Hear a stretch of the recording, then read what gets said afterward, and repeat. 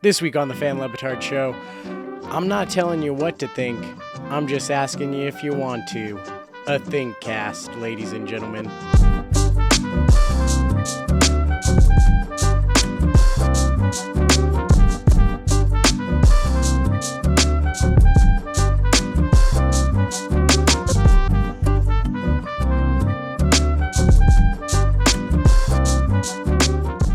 Hello, folks. We are back. I know I said good to try to make this weekly and been off for over a week. So, life happens, you know. You can, if you're watching on YouTube, you might notice my eye and whatever is going on there. But we are pressing on strong. Because there's been a lot happening within the Dan Le Batard Show universe. And possibly nothing bigger than the return of Back in My Day. Greg Cody did it after months, almost a year. He dusted off the segment Back in My Day and brought it back with a short one. I think it was like just around 2 minutes. A Back in My Day on cruises. He's done cruises before. He nipped that right in the bud off the start. What was his angle here? Cruises are too much action. I thought it was a decent Back in My Day. I thought he could have maybe stretched the material a bit by expanding the idea of pitching action-packed cruises to, I don't know, the ways people try to advertise action in everyday life, and could have possibly expanded it a little bit now, worked in a couple more jokes that way, made it a little bit longer. I'm just glad it's back, though. Greg Cody Back in My Day brings a smile to the face, and I will take however long and however many Greg Cody wants to do. So, Greg, keep it coming, buddy, because it brought a smile to my face. I enjoyed it, and thank you for taking the time to craft one of the most beloved segments for fans of the Dan Le Batard Show. But it got me thinking, because even though there hasn't been a recent Back in My Day, there's the Back in My Day book, and on the most recent oral history, they talked about guests, and what was featured in the Greg Cody supercut of co-hosts was a couple back in his days. And actually, I listened to those Back in My Days, and I was like, whoa, that Christmas one killed. And I'm actually gonna play a portion of it here, because I thought, you know what, I never really talked about. I read Greg Cody's Back in My Day, picked it up through Hoopla, my LA County Library app. Rented it, did not purchase it. Read it as an ebook, which I think Greg Cody would still say that counts as consuming a book, not an audiobook, because it's not an audiobook experience. Although I'd say, man, get on that. Like, Back in My Day started as an audio experience. We should get a well-produced audiobook for that, and it might do some numbers. But listening to the Christmas one and having read the Christmas Back in My Day that was part of the supercut of the oral history, and then thinking back on me reading the book, we'll throw this as in my review for the week too, Greg Cody's Back in My Day. In all honesty, the Greg Cody's Back in My Day was meh. The book. It felt like it was a very edited, watered down version of the show Back in My Days, with every single Back in My Day in the book being a very similar length. So it felt like it was trimmed down, like there was an editor looking over it, like one, there wasn't a variety in the length. If you've read the book, they're all very similar lengths. There is not a lot of difference in the length of that. So to me, that feels like that's an editor coming in. And I'm going to go ahead and play the Christmas one now from that here and then talk about it. And then I'm going to read there's 2 Christmas ones in the book. I'm going to read the Christmas one that I think overlaps with it and kind of show you the differences and why. I mean, obviously it's going to be better in the show, but why I think it kind of hurt the book a little bit. In all honesty, like if I enjoyed the book enough having rented it, I would have purchased it as a way of like supporting Greg Cody, and have it as something that I could have like, whenever I wanted and could periodically look back on it. But the book wasn't good enough that I wanted to do that. No insult to Greg. I think it was still something that enjoyed reading, but it wasn't, it's not as good. It's inferior to the show. And here's why. Let's listen to his oral history supercut of Christmas. Christmas trends. They're all bad, folks. We've let this time of year get away from us. I mean the entire holiday season, although here I'll focus on Christmas and Santa Claus, still the Mac Daddy of winter. He knows you when you're sleeping. He also knows who you've been sleeping with, by the way. Whoa. Where was I? Oh, yeah. Baby. Why Christmas has gradually gotten worse. I won't repeat my rail against artificial trees, except to say if your Christmas tree is not a living thing that you need to water every few days, guess what? You don't have a Christmas tree. I also won't repeat my rail about how present giving has devolved into an unimaginative exchange of gift cards. When was the last time you hand-carved somebody's gift out of a block of wood? Exactly. But I want to concentrate today on 2 new beefs about why Christmas is sledding brakeless down a hill headed for hell. First, outdoor lighting. Greg Cody earns the outside look on his house. He's up on a ladder, claw hammer in his right mitt, pocket full of sharp tacks, inching along the roof line, stringing lights. Stringing them old school, just like Norm Rockwell would have painted it. You know what shortcutters are doing now? Sticking a single laser light in the ground, flipping a switch, and watching a shower of thousands of lights bathe their house. These folks have not earned their outside look, and you know who knows it?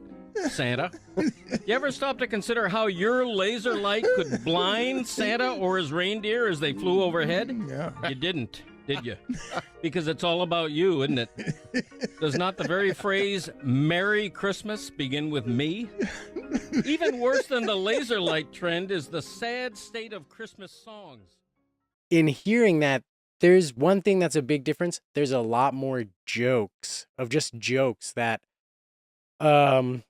are, I don't know, more in your face. Like he makes the joke of like Santa knows who you're sleeping with, the song of like singing My Nuts Roasting over an open fire. And he has a callback to the Santa joke later in, like weaving in callbacks into it. It's a more structured with layered jokes that come back. And I didn't play this, but he has more jokes in the end, and it covers multiple things, Christmas music and Christmas decorations, versus in the book he has Christmas cards as a back in my day, and he has Christmas decorations. So I'm gonna read the Christmas decoration back in my day, and you'll see that it just feels, I don't know, there's not as many jokes that are there, and it seems like there's a structure that was there to it that stays within the back in my day. But here's a back in my day Christmas decorations from the Greg Cody book. Christmas decorations. Let's stay in the holiday season with something that sort of gets me out of the holiday spirit. I'm very particular about holiday outdoor decorations. Maybe you've heard me preach before against giant inflatable figures, for example. Well, the latest irritations are these various motion projectors that flood the walls of your home with a blanket of shimmering stars or blinking lights. Yes, at the flip of a switch, apparently your decorating is done. Fraud. You are the Rosie Ruiz of your block, taking an egregious shortcut and the whole street knows it. At the coffee klatch, All of the neighbors are bemoaning your laziness, your sharp veer from tradition. Let me remind you how to properly decorate your home. You get out your ladder, a hammer, some small U-shaped staple nails, and a string of lights. The lights should be old school red and green or white icicle style. Nothing else. You place that ladder under the wood trim of your house, climb, and hammer, tap, tap, systematically stringing the lights just below your roof line, moving your ladder little by little to the admiring glances and nods of passerbys. Yes, every year more and more you are ruining your fascia board with small holes. That's true, but it's a small price to pay. You're doing it in honor of authenticity and in Christ's name. That's actually kind of funny right there. Like me, the Lord looks down on motion projectors, by the way. That's a good one. Sees them as tacky. Anyway, once the job is done, you climb down from your ladder and plug in the lights to admire the results of your laborious but rewarding task, only to discover that one prominent section in the string of lights isn't working, ruining everything. You scream to the heavens while across the street, Dan McGillicuddy is reveling in your pain as he effortlessly flips on his motion projectors. I'm Greg Cody, and that's how it was back in my day. So there's not as many jokes here. There are way more jokes in his other Back in My Day. It's longer, covers more than just decorations, but songs in which there's more jokes. There's callbacks to his jokes. There aren't really callbacks. Like, there's even different jokes. Like he talks about you don't care, like the Christmas. So he talks about Santa at the start, and then he has the joke about how your laser show decorations are blinding Santa Claus and his reindeer, like you don't care. Of course, there's the me in Merry Christmas. All funny and all, again, another joke around Santa, like, kind of a callback and a theme there. He really only has one joke in this section, and it's about like God looks down on motion projectors. It's a good one. I like it. I enjoy it, but not as many jokes. It almost seems more literal in like Back in My Day, because he mentions like this is what you need to have these specific lights. Like it seems like some of the comedy, like the ones on the show, are more for comedic purposes. Like he mentions like the wooden carving gifts. Like one aspect of it was Greg saying something that's so old that Greg's never carved a gift, right? But it's funny because in the olden days, that's what people would do. They would carve a gift, but that's way back when, way before Greg's time. But that's the joke. Like Greg is saying this is what it was like back in my day, but that's not back in his day. That's back in the day. I think off the top of my head, I feel like that's non-existent of Greg poking fun at his own age in there. It seems like a more literal, and perhaps it was a decision to do that to apply to a more broader audience of a nostalgia aspect of like not just going for humor, but going for like, yeah, these kids with their projectors, they do have to get the red and green specific set of lights. That is how it's done. Where, back in my day, that was a part of it, but there was also a huge part of like the humor of it. And I think some of the humor was lost in the book. Have you read the Greg Cody book? I don't know. Comment. Let me know your thoughts. Again, this is a Thinkcast. I'm not telling you how to think. I'm just asking, do you want to think? And another big change within the Meadowlark Dan Le Batard show universe. I mentioned it last week about Oddball. Like, is Oddball going away? And it turns out Oddball's back. Izzy Gutierrez seems like he's now the new co-host. Like he's a part of Meadowlark, which honestly I almost kind of forgot until he mentioned it recently on the show. But it seems like one of his big roles is to be a part of Oddball. But that means Charlotte Wilder. Where's Charlotte? Well, Charlotte announced on Blue Sky and Instagram that she recently had her last day with Meadowlark. She's no longer a part of the Meadowlark universe. And honestly, that makes me a little bit sad. I really enjoyed Charlotte. I thought she was really funny. I thought she brought a good change of pace. And anytime she was on the main show, I thought she crushed it. And when I look back at Oddball, some of my favorite segments that they did with Oddball was Charlotte Wilder going out on like assignment, talking to I'm blanking on the term, one of those palm readers. I don't know, like psychics. Yeah, so psychic. There we go. Going to the draft. Like, I thought when she was out on assignment, she did a great job. And yeah, anytime she was on the main show, she killed it. And there was actually a post on the Dan Le Batard Show Reddit that got a ton of upvotes commenting about this. There seems to be a lot of almost like, for the most part, universal disappointment in Charlotte Wilder leaving that, and a lot of people questioning, like, it seems like they didn't give her a chance to shine. Like, she was combined with, we know the backstory of like, she was kind of thrust upon Oddball. Like, Amin said it, like they didn't really talk to him about it. They hired her and like, hey, here's your co-host who you're doing Oddball with. So, you know, and I don't know. Again, I'm not telling you how to think. I'm not offering criticism. I'm just disappointed she's gone, because I thought she was a good personality who fit the chemistry within the show when she was on the main show. And perhaps Oddball was not a good fit, or maybe there wasn't behind the scenes good chemistry between her and Amin. I personally, I liked Oddball. I did mention it last week that I think, looking at the numbers of the Oddball podcast and comparing it to other like Le Batard Show podcasts, YouTube channels, it hasn't grown like the show probably would have wanted. I think they're at like 10,000 subscribers on YouTube and not nearly as many reviews as the podcast. I like the show. I liked it with Charlotte. I don't know how I feel about this new iteration of Oddball. Like, I really liked Oddball when it felt like a late night basketball show.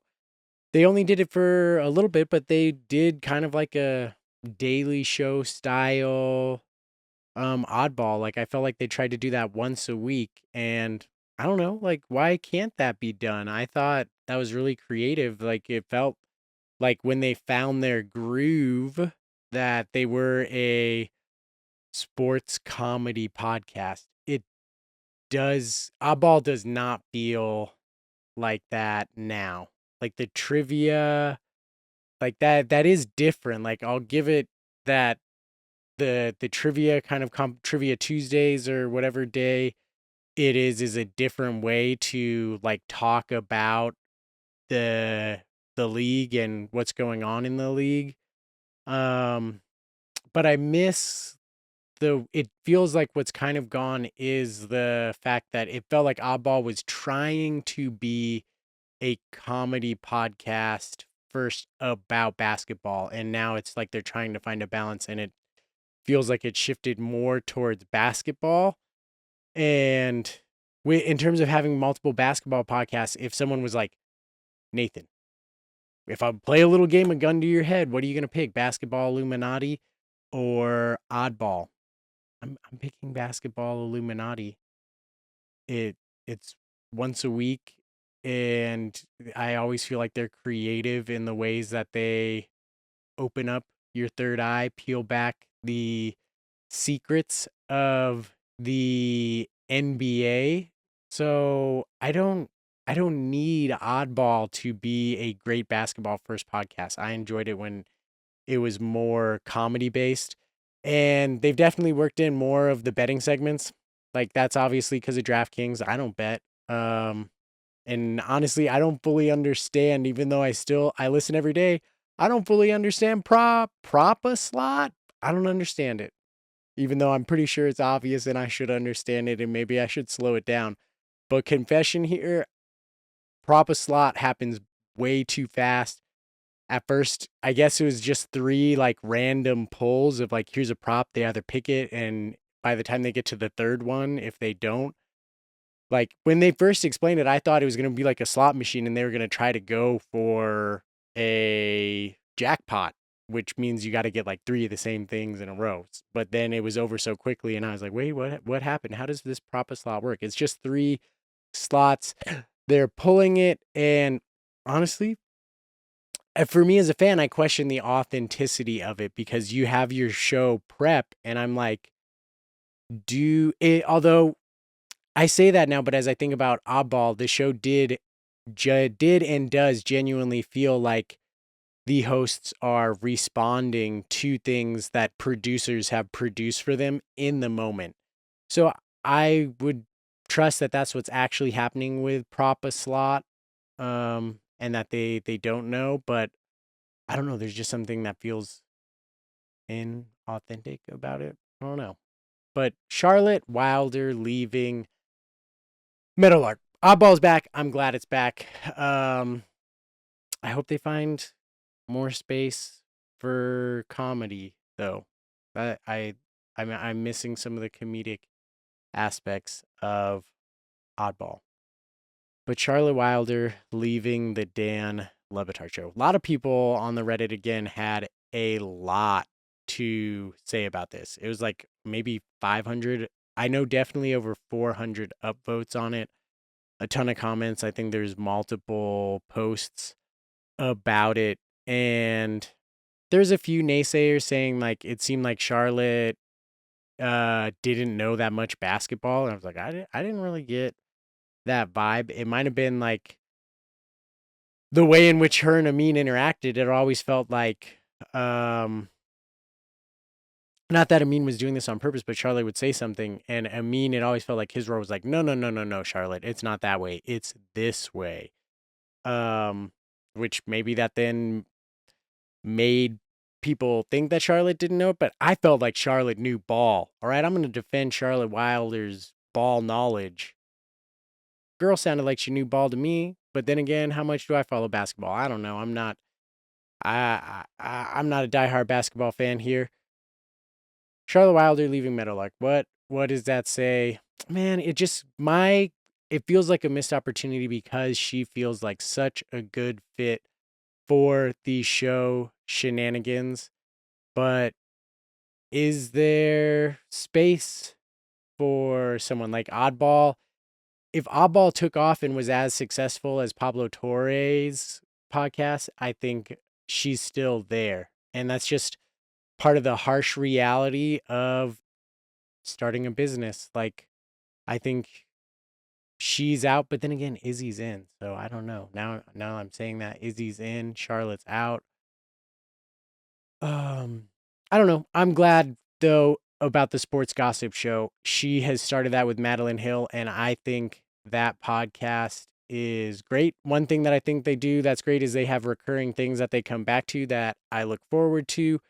And they just bring a fresh perspective to sports stories that other people talk about, and they look at it in another way. And even though I'm not all this entrenched in what am I trying to I'm not all that entrenched in celebrity gossip or care for it even, but I enjoy listening to them kind of take a celebrity gossip angle on sports, people within sports. Love their constant check-ins with Bill Belichick, Tom Brady, Aaron Rodgers. Great stuff. Most recent episode was hilarious with the Bill Belichick check-in and Madeline Hill saying, you know what? Maybe we're just overcomplicating it, and Bill Belichick is down bad. He's just down bad for his girlfriend. So that's great. One other side note, a big change within the show is callers are back. Thank you, Boost Mobile, for the hot take thing. Although I will have to say, like, there's probably, Boost Mobile only paid for so much, so when I first heard that, I'm like, oh my gosh, this is awesome. Like fans can call in, but it seems like so far at least, it's going to be something on Mondays or Tuesdays if they take that Monday off. They're going to play a handful of calls, maybe just one. I made a call and didn't get picked. I'm going to keep calling. I'm going to keep doing the same thing. And it was a long voicemail. I left a really long voicemail, and I'm not going to tell you what it's about. If you hear me, you'll find out. I'm just going to keep calling, leaving this, not the same exact one, obviously, but about the same topic. I'm just going to keep going. Long voicemails. I'm going to bring it hot and spicy until they play it. Whoever has to call through the voicemails for the Dan Le Batard show, I'm sorry. I'm going to make it go longer. You know what? I'm going to try to go even longer until maybe I get kicked off. I'm going to fill up that whole entire voicemail so they only have me as their one lone option, as their hot take. You don't think I can't do it? You don't think I won't? I will. In fact, maybe after this is done, I'm going to just end this podcast and I'm going to get on the phone right now. I'm going to be like, hey, I love you, Le Batard show. You want to go to sleep like listening to each other breathe here? I don't want to hang up. No, you hang up. Do one of those, right? I don't know. We'll see, but I'm glad callers are back. I thought they could play it. Oh, I'll tell you. I'm just gonna leave voicemails about Highlight because they never talk about Highlight. Because guess what? Highlight doesn't do numbers. All right, I do. God bless Highlight, and I can tell you, Highlight doesn't do numbers. Right. So that's why the show doesn't talk about it as much. Because I bet they probably saw a big time drop off. Because they used to talk about the Cyclones a lot. And if you want to hear about the most recent season, why don't you check out God Bless Highlight? Just move on over to that podcast there and give that listen if you want to find out how's season 7 going for the Cyclones so far. Spoiler alert, not great, but it's early. So, any last things? Do I want to talk football? I'm not going to share my opinions. What do I know? Anytime I predict something, it's wrong. All I want to say is I hope the Bills beat the Chiefs. And I hope the Bills win it all. That's the team I'm rooting for to win it all. Eagles, Commanders. Do I care? Oh, man. I wouldn't mind. I don't care who gets in. Part of me is like, let's see how far can Jaden Daniels go? Part of me wants to see the Eagles make it back because I've kind of liked that team. They got A.J. Brown, one of my old guys. And you know what? If you ever want to grow a YouTube channel, you just watch a Chiefs game and you wait until there's a questionable call on Patrick Mahomes and you just create a short about that and you'll see, boom, bing, bang, boom. I'd be getting about 30,000 views on, just creating, hey, refs, Patrick Mahomes, why you got to ref him like that? Yada, yada. And that's it. This has been a Fan Le Batard show Thinkcast. I think it has. I'm not telling you how to think. I'm just asking, do you want to think? And Charlotte, thankful for the time that you were part of the Meadowlark universe. I encourage you guys, check out the Sports Gossip Show. It's a great podcast that if you're a Le Batard show fan, I believe it will fit in with your sensibilities. Until next time, Fan Le Batardians and Dan Le Batard show fan. Adios.